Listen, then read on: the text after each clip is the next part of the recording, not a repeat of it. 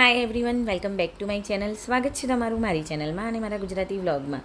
તો તમે જોઈ શકો છો કે મારી મોર્નિંગ થઈ ગઈ છે અને મારી સુગર ફ્રી ચા હું બનાવી રહી છું. મારી એકલી માટે જ આજે બનાવવાની છે મારે. તો હું સુગર ફ્રી ચા મારી બનાવી રહી છું અને તમને હું મારું આજનો મોર્નિંગ બ્રેકફાસ્ટ પણ તમારી સાથે શેર કરીશ. તો તમે જોઈ શકો છો કે હું બ્રેકફાસ્ટમાં આજે બ્રાઉન બ્રેડ લઈશ.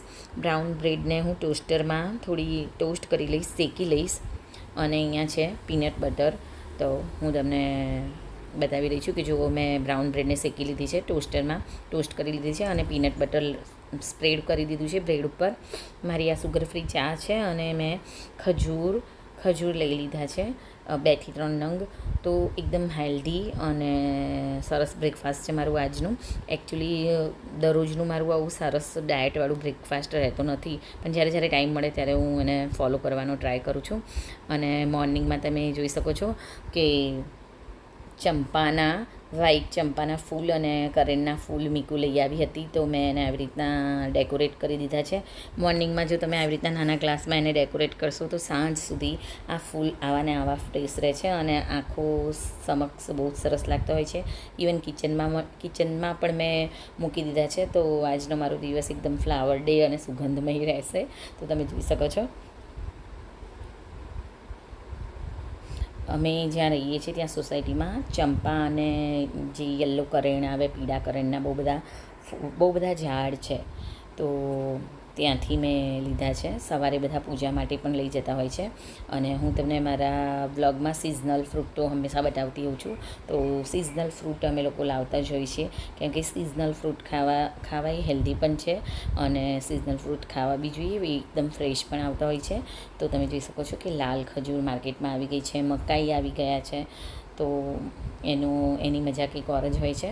અને હું મારા શોર્ટ્સ વિડીયોમાં અવારનવાર મારી કિચન ટિપ્સ શેર કરતી હોઉં છું.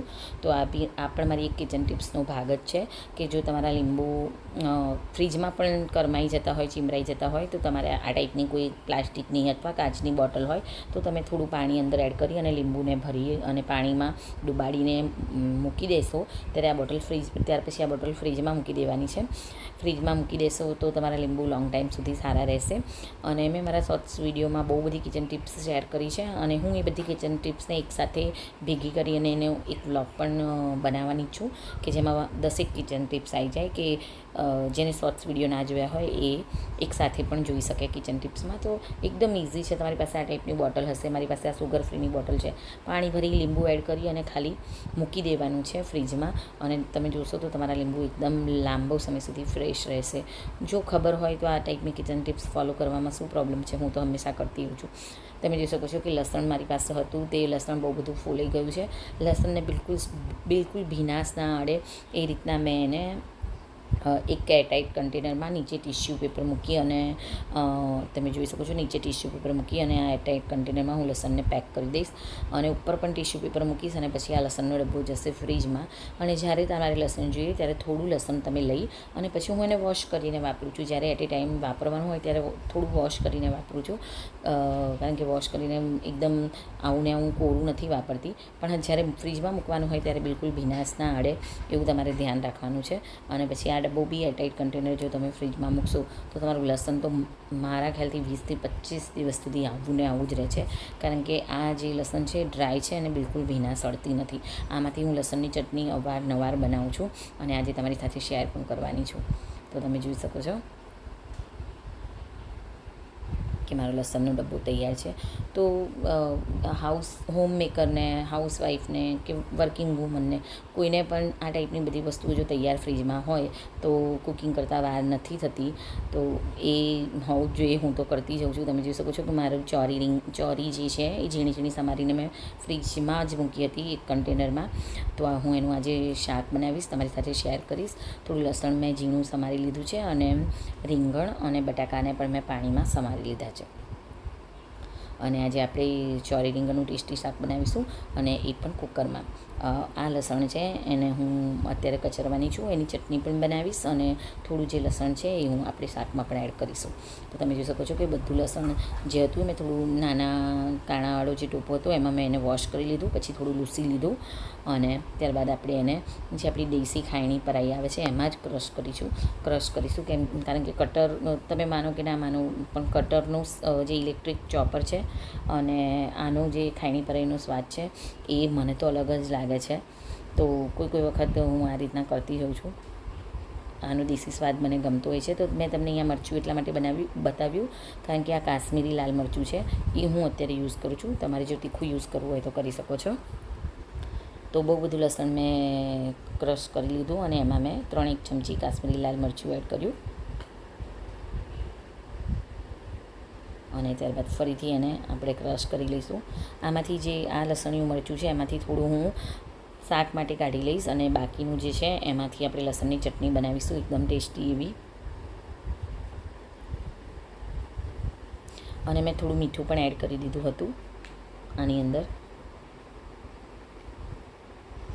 મીઠું સૌથી પહેલાં થોડું મેં એડ કર્યું હતું કે જેથી લસણ એકદમ ઉછળે નહીં. તો તમે જોઈ શકો છો એકદમ ઝીણું નથી કરવાનું, માપનું મીડિયમ કરશો તો પણ ચાલશે. થોડું અધકચરું લસણ આવશે તો એનો ટેસ્ટ સારો લાગશે. ગામડામાં તો બસ આ જ મરચું બાજરીના રોટલા સાથે ખાતા હોય છે. આમાં કંઈ એ લોકો તામઝામ નથી કરતા. હવે તમે જુઓ છો કે આટલું જે હું કાઢી લઈશ એ હું ચોરી રીંગણના શાકમાં યુઝ કરીશ, અને આ જે લસણિયું મરચું છે ખાયણી પરોવાળું એમાં આપણે એ ચટણી બનાવીશું, લસણની ચટણી જે મારી સ્ટાઇલથી બનાવીશું. તમે કોઈ વાર ટ્રાય કરી શકો છો.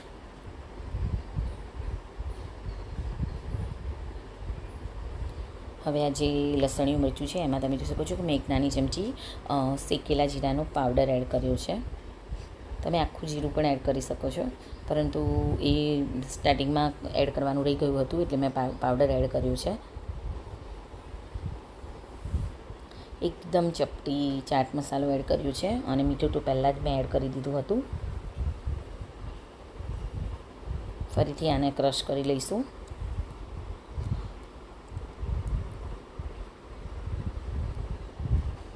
અને આની અંદર એકદમ નાનું સરખું હું ગોળનો ટુકડો એડ કરું છું. એકદમ ચટણી સરસ લાગતી હોય છે કે એક જુદો ટેસ્ટ આવતો હોય છે. તમે સ્કીપ પણ કરી શકો છો જો તમારે એકદમ સ્પાઇસી એવી લસણની ચટણી જોઈએ કે જે ગામડામાં હોય છે તો તમે સ્કીપ કરી દો. પરંતુ મેં એક વખત એડ કર્યો હતો તો મને ચટણી સારી લાગી હતી એટલે મેં એડ કર્યું છે. હવે આપણે શાક વઘારીશું. તો તમે જોઈ શકો છો કે મેં ચોરી પણ લઈ લીધી છે એક કાણાવાળા વાસણમાં, અને જે રીંગણ બટાકાનું પાણી પણ કાઢી દીધું છે. ગેસ ઓન કરી તેલ ગરમ કરવા મૂકી દીધું હતું. 4 થી 5 ચમચી જેટલું તેલ તો મેં લીધું જ છે, અને ત્યારબાદ આપણે જીરું એડ કરીશું. થોડીક રાઈ પણ તમે એડ કરી શકો છો. હિંગ મેં એડ કરી છે, અને લસણ જે 3 થી 4 કળી મેં ઝીણું સમાર્યું હતું તે એડ કરી દઈશું. તમે ચોરી રીંગણનું શાક કઢાઈમાં પણ બનાવી શકો છો. કઢાઈમાં પણ બહુ જ ટેસ્ટી થાય છે. કુકર કરતાં એનો અલગથી સરસ સ્વાદ આવે છે, પરંતુ અત્યારે હું જલ્દીની રેસીપી તમને આપી રહી છું એટલે મેં પ્રેશર કુકરમાં બનાવ્યું હતું. કારણ કે એમાં ચોરીને ચડતા બહુ જ વાર થાય છે. તમારે ચોરીને ચડતા અડધો કલાક ઉપર તો લાગે જ છે, કેમ કે એકદમ તમે ધીમા ગેસે જેને ચઢાવશો તો તમારે વાર તો થતી જ હોય છે. એટલે જો તમારી પાસે ટાઈમ હોય તો તમે કઢાઈનો ઉપયોગ કરી શકો છો. બાકી તો કુકરમાં પણ બહુ સરસ થાય છે. હું મોસ્ટલી કુકરમાં બનાવવાનું તમને કહીશ, કારણ કે કુકરમાં જલ્દીથી બની જાય છે અને ટેસ્ટી બી બની જાય છે, અને ટાઈમ પણ ઓછો લાગે છે. તો મેં રીંગણ બટાકા એડ કરી દીધા છે. ચોરી રીંગણના શાકમાં ચોરી અને કાળા રીંગણ જતા હોય છે એકલા, પણ મારી પાસે કાળા રીંગણ નહોતા એટલે મેં ગ્રીન રીંગણ એડ કર્યા છે. અને ચીકુ મીકુને શાક થોડું ટેસ્ટી લાગે એટલે મેં એક આખો બટાકો પણ છોલીને એડ કરી દીધું છે. હળદર એડ કરી દઈશું 1 નાની ચમચી જેટલી. મારું કન્ટેનર ખાલી થવા આવ્યું હતું એટલે મેં બધી જ એડ કરી દીધી, અને કન્ટેનરને ઘસવા મૂકી દીધું છે. ત્યારબાદ મેં તમને ડીશમાં જે લસણિયું મરચું સાઈડમાં રાખ્યું હતું શાકમાં નાખવા માટે તે એડ કરી દઈશું. થોડું 1 ચમચી ધાણા જીરું પાવડર મેં એડ કર્યું છે, 1 મોટી ચમચી, અને હવે આને વેલ મિક્સ કરીશું ગરમ તેલમાં જ બધા મસાલાને. હાલ પાણી આપણે નહીં એડ કરીએ, અને હવે લાલ મરચું નહીં નાખીએ કારણ કે લસણિયું મરચું આપણે એડ કર્યું છે, તો હું હવે લાલ મરચું આની અંદર એડ નહીં કરું. તમે જોઈ શકો છો કે મેં એકદમ સરસ રીતના હલાવી દીધું. ટુ ટેસ્ટ મીઠું હું હાથથી જ એડ કરી દઈશ.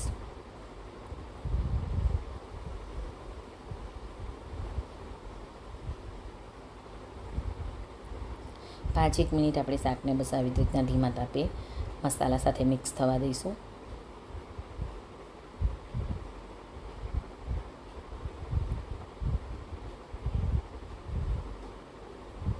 અને જો તમારે બહુ જ રસાવાળું બનાવવું હોય તો તમે એ પ્રમાણે પાણી એડ કરશો, પરંતુ હું માપનો જ રસો રાખીશ એટલે હું 1 ગ્લાસ પાણી એડ કરીશ શાકમાં. કારણ કે જે આ બધા શાક હોય છે એ એકદમ રસાવાળા બી સારા નથી લાગતા અને એકદમ રસા વગરના બી નથી સારા લાગતા. તો મીડિયમ રસો રાખીશું આપણે. મેં 1 ગ્લાસ પાણી એડ કરી દીધું છે. વેલ મિક્સ કરીશું. ચોરી રીંગણનું શાક તમે રોટલી સાથે, પરાઠા સાથે, બાજરીના રોટલા સાથે એન્જોય કરી શકો છો. અમે લોકો ખીચડી સાથે એન્જોય કરીએ છીએ. અને હું આજનું જે મારું ઇવનિંગ ડિનર છે એમાં ચોરી રીંગણનું શાક, એકદમ ભભરી છૂટી ખીચડી અને બાજરીના રોટલા છે. તમે જોઈ શકો છો કે મેં પ્રેશર કુકરનું ઢાંકણ બંધ કરી દીધું. 4 સીટી હું વગાડી દઈશ અને વરાળ એની જાતે જ રિલીઝ થવા દઈશ. હવે આપણે લસણની ચટણીનો તડકો કરી દઈશું. તો તમે જોઈ શકો છો ગેસ ઓન કરી અને મેં એક નાના વઘારિયામાં થોડુંક તેલ લીધું છે. થોડુંક જ લીધું છે, નાની 2 ચમચી જેટલું. તેલના લીધે લસણની ચટણી તમારી લોંગ ટાઈમ સુધી સારી રહેશે. એટલા માટે આપણે એને તેલનો તડકો આપીએ છીએ. અને તેલ ગરમ થઈ જાય એટલે તરત ગેસ બંધ કરી દેવાનું છે. ચાલુ ગેસમાં આને સાંતળવાની નથી, નહીંતર આ બધું જે મરચું છે એ બળી જશે. પણ આપણે ગરમ તેલ થઈ જાય એટલે તરત મેં એને બંધ કરી અને આવી રીતના જે લસણિયું મરચું છે કે જે આપણે ખાયણીમાં તૈયાર રાખ્યું હતું, જેમાં આપણે મીઠું, થોડોક ચાટ મસાલો, જીરા પાવડર અને એકદમ અડધી ચમચી જેટલો ગોળ એડ કર્યો હતો. અને સરસ રીતના ગરમ તેલમાં ચમચી વડે જ મિક્સ કરીશું. તમે જોઈ શકો છો. અને એને તરત હલાવતા રહીશું, કારણ કે જો હલાવીશું નહીં તો નીચેનું જે બધું લસણિયું મરચું છે બળી જશે. એટલે એને સરસ રીતના થોડું હલાવીશું, જેથી લસણ જે કાચું છે એ તેલમાં કૂક થઈ જાય. આ લસણની ચટણી અઠવાડિયા સુધી તો એકદમ સરસ રહે છે ફ્રીજમાં, અને બહાર બી રહે છે. 3 થી 4 દિવસ સુધી તમે એને બહાર બી રાખી શકો છો. આ લસણની ચટણી, બાજરીનો રોટલો અને દહીં બહુ જ સરસ લાગે છે. આ તમારે શાકની પણ જરૂર નહીં પડે. અને હું તો ખીચડી, ગરમ ગરમ ખીચડી સાથે પણ લઉં છું. મારી ફેવરેટ છે. તમારા ઘરમાં અવારનવાર બનતી હોય છે. તો આ રેસીપી હું તમને આ સિવાય બી અલગ અલગ રીતના આપીશ. અને પ્રેશર કુકરની વરાળ રિલીઝ થઈ ત્યારે જ મેં કુકર ખોલ્યું અને તમે જોઈ શકો છો કે મારું શાક રેડી છે. અને મેં કીધું એ પ્રમાણે મેં એકદમ માપનો રસો રાખ્યો છે. એવું નહીં કે બહુ પાણીવાળું શાક અને એવું નહીં કે બહુ કોરું શાક. તો તમે જોઈ શકો છો કે ટેસ્ટી ચોરી રીંગણ બટાકાનું શાક તૈયાર છે. ગરમ ગરમ ચોરી રીંગણનું શાક અને બાજરીના રોટલા વરસાદી વાતાવરણમાં કાઠિયાવાડી ડિનરનો આનંદ આપે છે. અને મેં એની સાથે જે ભભરી ખીચડી બનાવી એ પણ હું તમને બતાવી દઈશ. અને બાજરીના રોટલા મેં પછી બનાવ્યા હતા, એટલે મેં આ વિડીયો ક્લિપમાં લીધા નથી, પણ હું ખીચડી ચોક્કસથી તમને બતાવી દઈશ. તો આજનું મારું ગુજરાતી ડિનર છે એકદમ ભભરી ખીચડી, ચોરી રીંગણનું શાક, લસણની ચટણી અને બાજરીના રોટલા. તો આઈ હોપ તમને મારો આ વ્લોગ પસંદ આવ્યો હશે અને હું તમને મળું બહુ જલ્દીથી નેક્સ્ટ વ્લોગમાં. Thank you for watching.